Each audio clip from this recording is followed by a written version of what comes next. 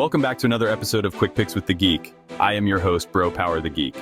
All right, next up we got Montel Quick Jackson taking on Daniel Soncora Marcos in a matchup that feels like speed and power versus precision and undefeated energy. One guy looks like he could punch a hole through a wall, the other looks like he could dodge it, counter, and sue the wall for damages. Let's break it down. Montel Quick Jackson comes in a -200 favorite with a record of 14-2. First off, Montel's nickname Quick isn't just some marketing gimmick. This dude's hands are legitimately fast enough to make the Flash consider a drug test.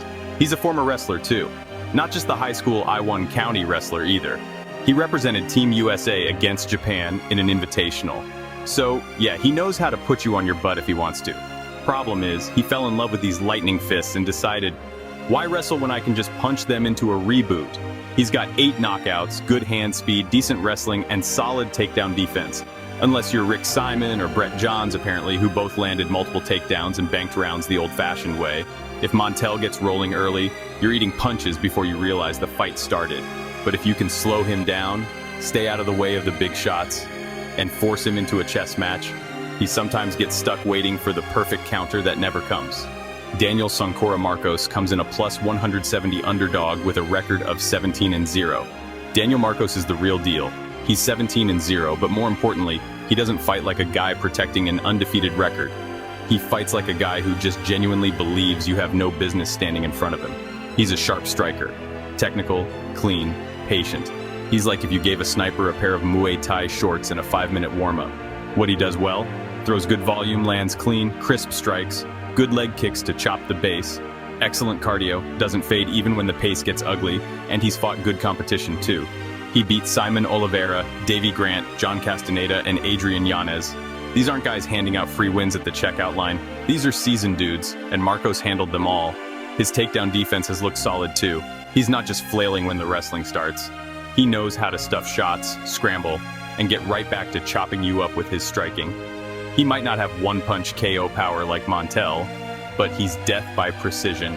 Paper cut your soul until the judges have no choice but to raise his hand. So, who wins? This is explosiveness versus discipline. Montel wants to catch you clean early and often.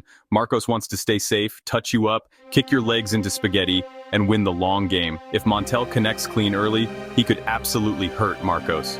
But if this goes past the first round without Jackson landing a bomb, it becomes Daniel's fight, and Daniel loves dragging guys into volume battles they aren't ready for. Given Marcos' ability to stay composed, manage distance, and land without eating big shots, this feels like an upset brewing, and let's be honest, an undefeated fighter who's been fighting savages already? That's not the kind of guy you bet against lightly. Official pick, Daniel Marcos. Give me Soncora to stay safe early, land the sharper shots, chop the legs, and outwork Montel down the stretch for a 29-28 kind of decision that makes everyone remember why you don't blindly bet against an undefeated technician. Marcos by decision, or by death via 10,000 paper cuts and enough leg kicks to make Montel rethink every stance switch he ever learned. If you enjoyed this, go ahead and smash that like button. If you haven't subscribed yet, what are you waiting for? Hit that subscribe button and turn on notifications so you don't miss a beat when the next video drops. And don't be shy. Leave a comment below and let me know who you got winning this fight. Let's see who really has the crystal ball around here. Until next time.